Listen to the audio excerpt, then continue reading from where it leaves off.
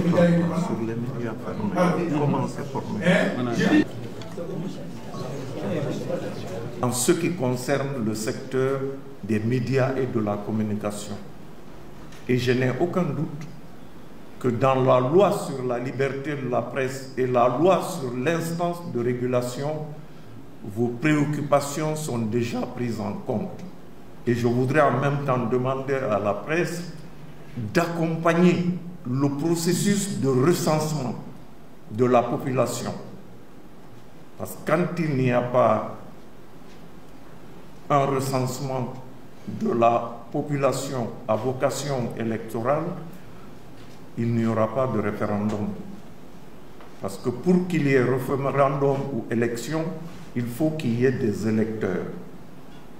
J'exhorte donc la presse à accompagner ce processus. Nous sommes fiers et heureux de constater que la relève est assurée. C'était notre inquiétude. Et je voudrais vous faire une prière. Ne laissez pas cette profession aller à la dérive. Vous qui êtes dans cette salle et ceux qui vous ressemblent qui ne sont pas dans cette salle, je vous confie la presse. Faites-en ce qui se doit. Faites comme dans une salle de rédaction. Vous vous dites les choses en face et vous allez prendre le café ensemble. Je vous confie donc la presse. Je vous confie les jeunes. Il y a beaucoup de jeunes talentueux qui n'ont pas de ressources, parfois qui n'ont pas de choix. Ils subissent. La convention collective devra venir régler cette question. Les entreprises de presse devront se constituer. Elles doivent être capables au moins de payer le salaire des journalistes. Ne faites pas des journalistes des mendiants.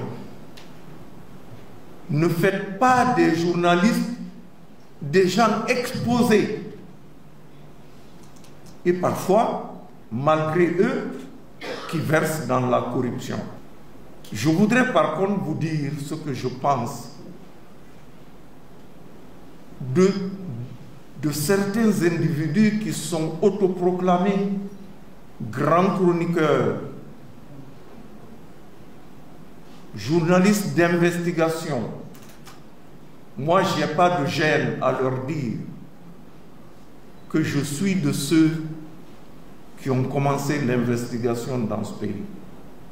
La manière dont ils font, ce n'est pas de l'investigation, ce n'est pas du journalisme. Et eux n'auront pas la carte de presse. Et je voudrais dire, puisque c'est l'une de vos recommandations, à partir du 1er juillet 2025, nous saisirons les autorités militaires, sécuritaires, les organisateurs de manifestations pour leur dire de ne recevoir que les détenteurs de la carte de journaliste professionnel. Nous considérons que c'est la meilleure façon d'assainir cette profession.